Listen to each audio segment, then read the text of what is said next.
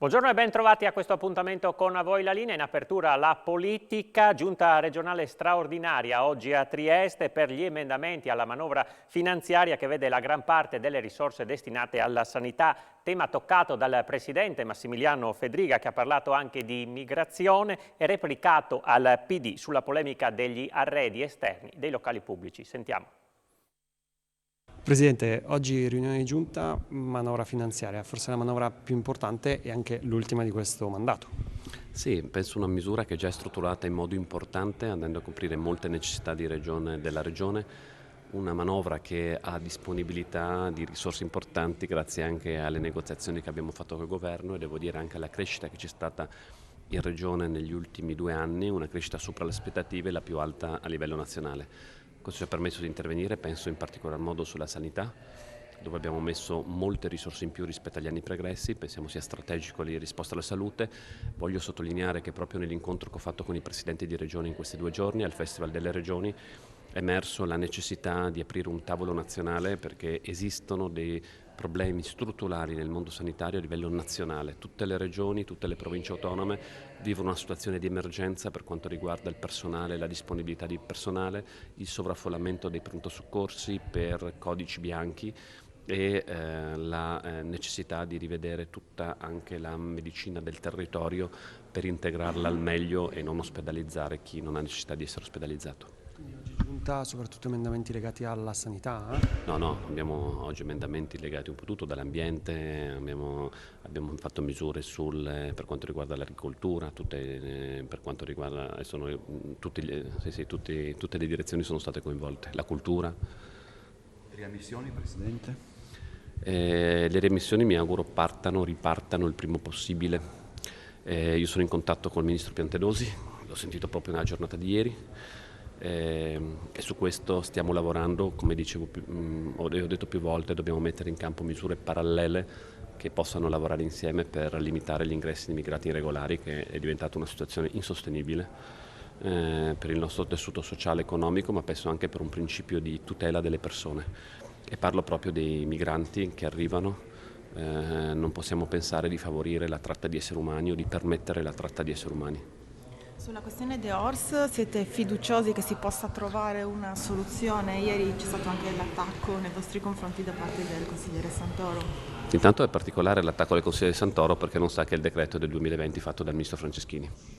È particolare che un consigliere del PD si lamenti di una misura PD dando la colpa a un governatore della Lega, però ci hanno abituato a tutti in questi anni di consigliatura, quindi direi che forse magari fare una chiamata al suo ministro o chi era ministro sarebbe stata cosa più utile rispetto a riversare la colpa su altri. Comunque io ho già sentito il ministro San Giuliano per sollevare le criticità, ci sono già degli emendamenti presentati a livello nazionale nella legge di bilancio. È sicuramente una situazione che va a burocratizzare e rischia di fare dei danni a un tessuto economico che non può, soprattutto post pandemia, con l'aumento del caro energia ed altro, essere penalizzato in questo modo, quindi stiamo lavorando, sono ottimista, soluzioni ce ne sono, mi auguro che possano essere messe in campo immediatamente. Cambiamo argomento, si può essere Wonder Woman anche nella vita reale. A testimoniarlo sono state 3 imprenditrici di successo ospitate ieri sera a Palazzo Toriani, sono state protagoniste del primo evento della Commissione Women Empowerment di Confindustria Udine. Francesca Cancelliere, innanzitutto da dove parte questa iniziativa? Anche perché è un'esclusiva importante qui a Udine riunire delle imprenditrici di successo che voi avete definito delle Wonder Woman. Sì, allora l'iniziativa parte dalla Commissione Women Empowerment di Confindustria che è stata creata poco meno di un anno fa in seno proprio a Confindustria Udine. I membri sono 5 imprenditrici che io coordino e abbiamo pensato di cominciare a coinvolgere anche altre imprenditrici e manager della zona e creare delle iniziative che potessero essere interessanti per noi. E naturalmente lo scopo è quello di cercare di creare una rete, un network e anche di trovare dei suggerimenti o delle iniziative che possono essere interessanti per creare realmente uno strato di soggetti, di imprenditrici che possono effettivamente poi essere riunite in un gruppo sviluppo e creare anche un network regionale, perché purtroppo qui nella zona non ci sono tante iniziative di questo genere. Dopodiché il nostro progetto è un po' più ambizioso, perché questa è la prima puntata, diciamo, è il primo incontro che faremo, e abbiamo intenzione di creare anche altri eventi, quindi tavole rotonde, abbiamo in mente anche una missione all'estero, per cui ci sono varie cose, insomma mi auguro che riusciremo a realizzarle tutte. La consigliera di parità è una figura garante della regione Friuli Venezia Giulia ed è una figura di supporto di tutte le lavoratrici, ma è anche di supporto alle aziende e alle attività imprenditoriali. E voglio ricordare che nel 2023 ci sarà una grandissima novità che interesserà tutte le aziende, che sono le certificazioni di genere, che prevedono e coinvolgono, uniscono il lavoro degli imprenditori con il lavoro delle consigliere di parità, che quindi certificheranno il rispetto della parità di genere. Questa è una grandissima rivoluzione e che porterà appunto la consigliera non solo vicino, così come oggi, vicino a tutela delle lavoratrici e dei lavoratori discriminati, ma anche vicino alle attività imprenditoriali. Come si diventa un'imprenditrice di successo?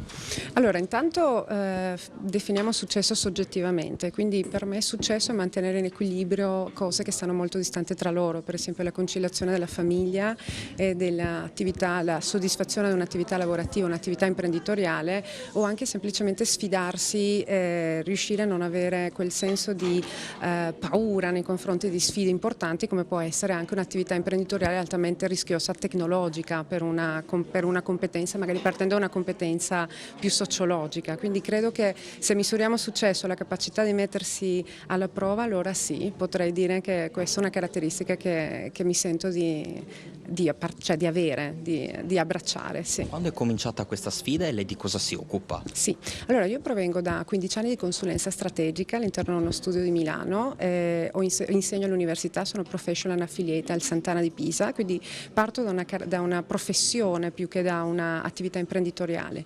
L'attività imprenditoriale nasce come un'esigenza proprio molto di generare, attraverso quello che è stata la mia esperienza da consulente, di fornire al mercato una soluzione davvero dirompente rispetto alla capacità di cambiare lavoro, di riuscire a lavorare sulle proprie competenze per conseguire obiettivi, e da lì nasce l'idea di un algoritmo che ti aiuta a qualificare le tue competenze, a cambiare le tue competenze e a raggiungere risultati nell'attività lavorativa.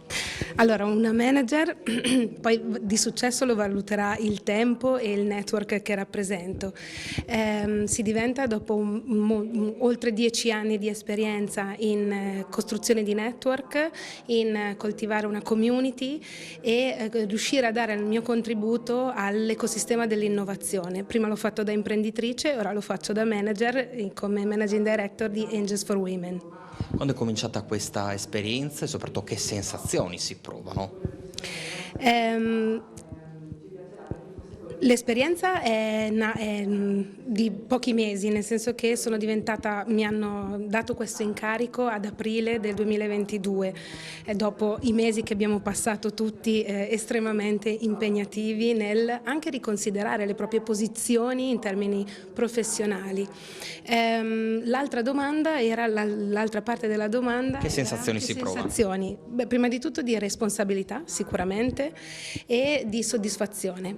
Per quanto mi riguarda porto e rappresento un network di più di 80 donne in tutta Italia, manager, imprenditrici, professioniste che hanno, oltre al loro lavoro, deciso di essere business angel, quindi di poter appoggiare l'iniziativa nella fase di start-up e di iniziative start-up a leadership femminile.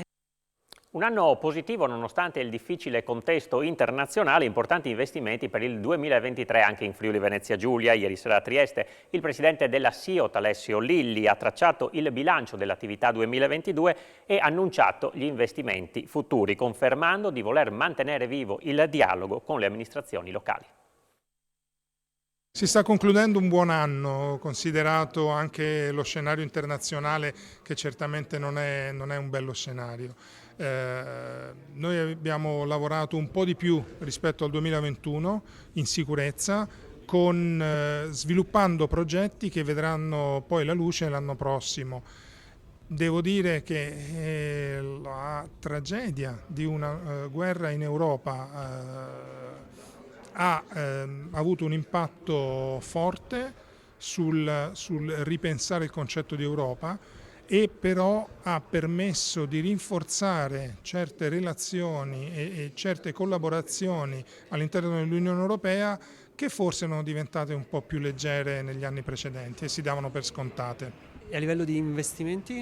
Il 2023 sarà un anno incredibile e gli azionisti hanno puntato sul futuro di questa infrastruttura e ci hanno dato qualcosa come 55 milioni di euro solo per la SIOT all'interno di un pacchetto di investimenti che va intorno ai 100 milioni di euro per potenziare il terminale marino e rendere ancora più utile e flessibile i nostri approdi e potenziare le stazioni di rilancio e i motori per poter aumentare il quantitativo di greggio che verrà portato. Sono progetti che inizieranno a entrare in realizzazione nel 2023 e vedranno compimento tra 2023, 2024 e 2025.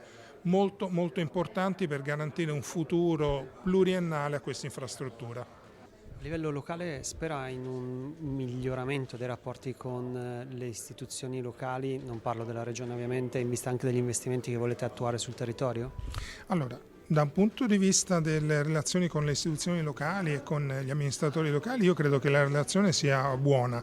È una relazione di attenzione da parte soprattutto di qualche comune riguardo, lei ovviamente pensa, i progetti di cogenerazione che stiamo sviluppando lungo tutta la linea, ma è un rapporto dialettico. Giustamente ritengo gli amministratori pubblici vogliono capire di che cosa si tratta e se ci possano essere dei problemi per la popolazione. Noi stiamo cercando di spiegare da mesi che non c'è nessun problema, nessun rischio per la popolazione dove questi impianti verranno realizzati. Abbiamo peraltro chiarito con alcuni comuni dove l'interlocuzione ha avuto frutti positivi, con altri comuni la situazione è un po' più in dialogo. Devo dire che buona parte della problematica origina da un parere tecnico che non condividiamo nelle impostazioni fondamentali. Ci fermiamo per una piccola pausa pubblicitaria, restate con noi.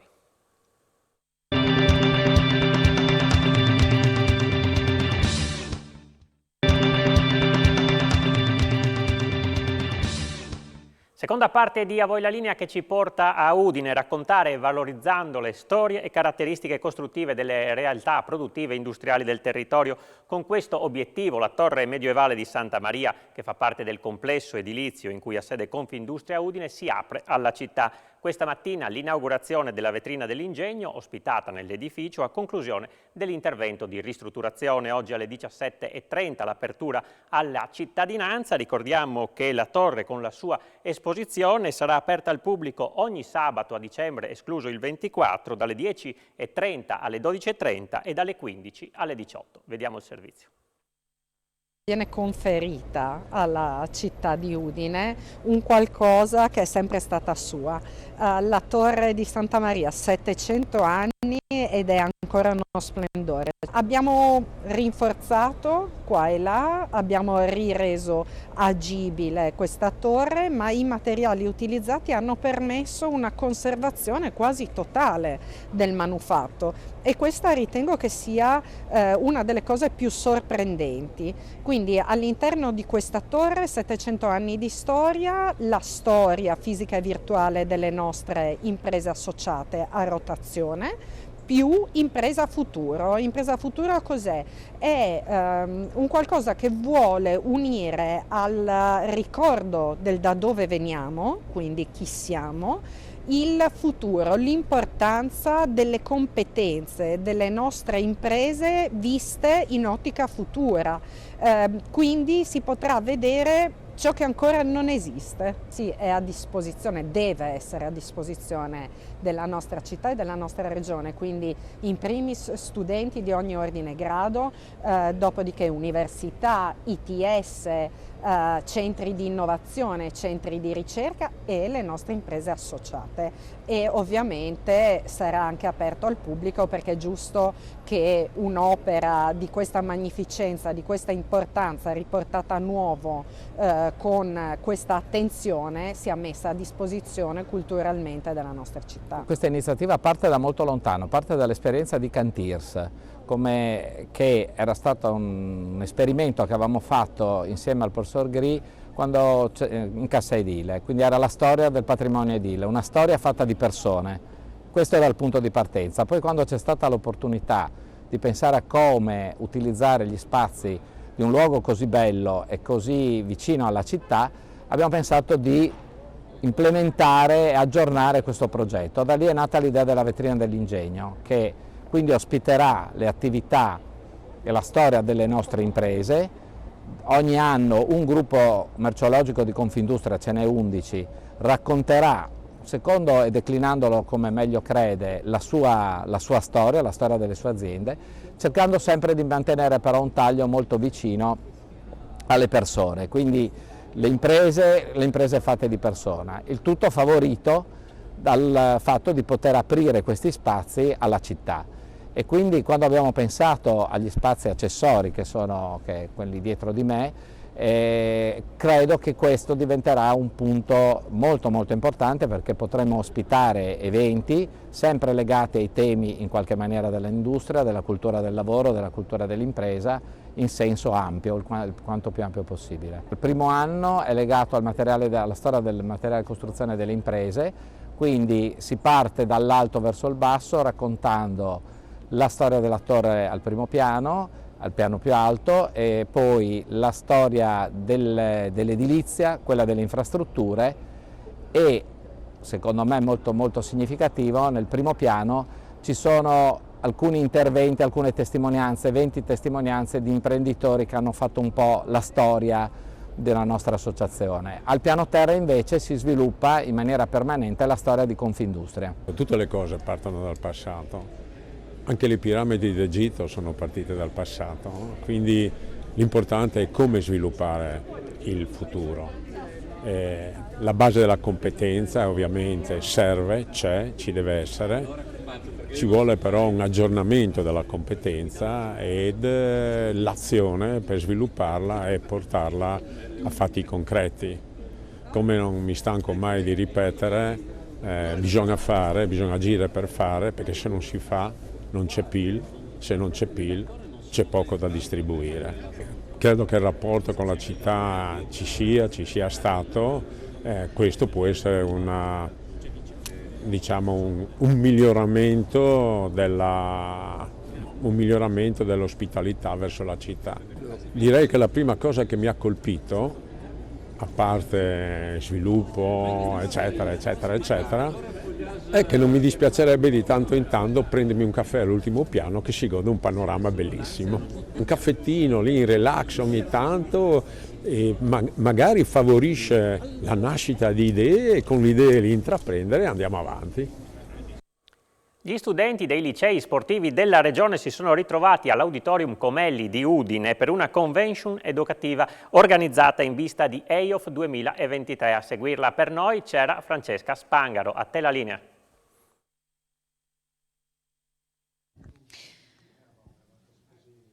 All'Auditorium Comelli della sede udinese della Regione Friuli Venezia Giulia, EIOF ha organizzato un appuntamento, il comitato organizzatore di EIOF ha radunato i ragazzi, soprattutto dei licei sportivi della Regione, per parlare di valori olimpici nello sport, un tema che fa quasi paura quando lo leggiamo appunto in un titolo, ma l'avete dettagliato con diversi professionisti in maniera molto concreta, parlando di doping, parlando di alimentazione, parlando anche di valori valori etici e morali, parlando anche di tecnologia che può aiutare nella performance invece in maniera positiva e pulita. No, come comitato organizzatore intanto ringrazio proprio tutte le scuole, tutti i partecipanti, la direzione, le direzioni didattiche e tutti i professori che erano presenti.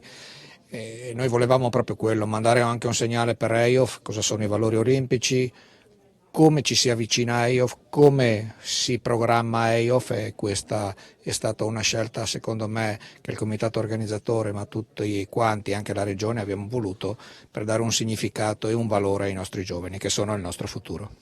Appunto ne stiamo parlando con il presidente del comitato esecutivo appunto che ci porterà a EIOF 2023 il prossimo anno, con il direttore Giorgio Caidice. C'è una collaborazione importante e l'abbiamo visto oggi con l'Università di Udine ad ampio raggio. Certo, con l'Università di Udine abbiamo tutta una serie di convenzioni e di tavoli di lavoro, in particolare sul tema della sostenibilità, impatto ambientale dell'evento, tecnologie e anche tutto quello che è il discorso legato appunto all'alimentazione degli atleti che parteciperanno agli EIOF alla fine gennaio. Dal punto di vista delle tecnologie poi approfondiremo, ma ci può svelare qualcosa intanto, perché c'è un progetto appunto per monitorare, studiare la performance sportiva e migliorarla. Certo, questo è un progetto che è stato sviluppato appunto in collaborazione con EIOF, è di proprietà dell'Università di Udine, c'è da dire, perché la ricerca viene fatta là. Noi abbiamo messo a disposizione tutta una serie di dispositivi assieme all'università per poter effettuare le registrazioni necessarie e poter sviluppare appunto quello che è lo studio su questi progetti che sono in fase di sviluppo appena, ecco, sì. Presidente D'Onofrio, intanto prosegue il viaggio della torcia e c'è un appuntamento che riguarda proprio Udine. Sì, sabato prossimo a Udine, quindi il 10 alle ore 17:30. Vi aspettiamo tutti in Piazza Libertà, dove c'era la spettacolo. Si vedrà EIOF, cosa fa EIOF, e quindi vi aspettiamo tutti a Udine alle ore 17:30. Con Cughi anche. Con Cughi, con la nostra mascotte e con tutte le offerte anche delle stazioni sciistiche. Speriamo che presto si possano aprire tutte, che ci possa raggiungere una forte nevicata e tutti così possiamo fare delle bellissime sciate. E con il track di Io sono Friuli Venezia Giulia, tra l'altro ne approfitto appunto perché in un intervento in particolare si è parlato di alimentazione e di sostenibilità, e in questo senso anche il legame con il marchio che riguarda la nostra regione. Sì, Io sono Friuli Venezia Giulia, è un marchio che si affianca con noi e sta camminando con noi, grazie per la loro disponibilità, perché poi, come accennava anche poi nella relazione del direttore oggi, sarà un valore aggiunto agli atleti di tutta Europa che daremo, quindi i valori del territorio, i valori dell'alimentazione prodotta a chilometro zero in Friuli Venezia Giulia. Grazie a voi per averci raccontato di questa mattinata, restituiamo le linee allo studio. Grazie a Francesca Spangaro. L'associazione Ictus di Pordenone ha presentato un libro che racconta i 5 anni di lavoro del gruppo di mutuo aiuto intitolato alla memoria di Francesco Rossu, un'occasione per ribadire i consigli sui sintomi da non sottovalutare per arginare in tempo la patologia. Dottor Gianni Segalla, presidente dell'associazione Ictus Pordenone, presentate questo libro della vostra associazione molto importante, insomma, anche perché racchiude delle storie, dei consigli, perché bisogna tenere alta la guardia su chi può essere a rischio ictus. Sì, questo è il libro che riassume un po' l'esperienza del gruppo di automutuo aiuto della nostra associazione, l'associazione Ictus, gruppo che è partito nel gennaio del 2018 e che adesso compie 5 anni di attività, gruppo che continua la sua attività.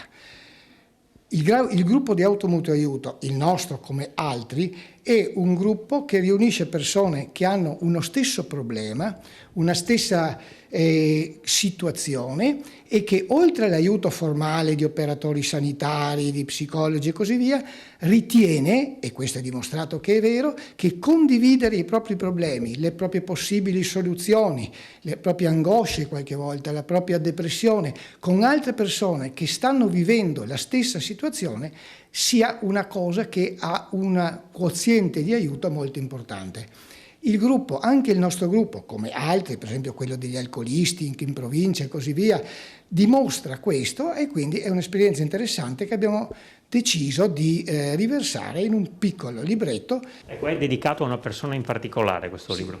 Questo libro è dedicato a uno dei componenti del gruppo, che è Francesco Ross, che è un ragazzo che quando è deceduto, dopo ha avuto l'ictus a 24 anni e purtroppo dopo per un'altra patologia è deceduto a 26 anni. Era un ragazzo che quando veniva nel gruppo, nonostante la situazione di deficit, era una persona che animava il gruppo, che era particolarmente ben voluto da tutti gli altri componenti ed è stata unanime la decisione, sia da parte dei componenti del gruppo, sia da parte del direttivo dell'associazione, di intitolargli il gruppo di Automutuo Aiuto nostro. Voi fate della prevenzione sicuramente un'arma molto importante, allora qualche piccolo consiglio su dei sintomi per i quali bisogna prestare particolarmente attenzione, ricordiamolo, a tutte le età.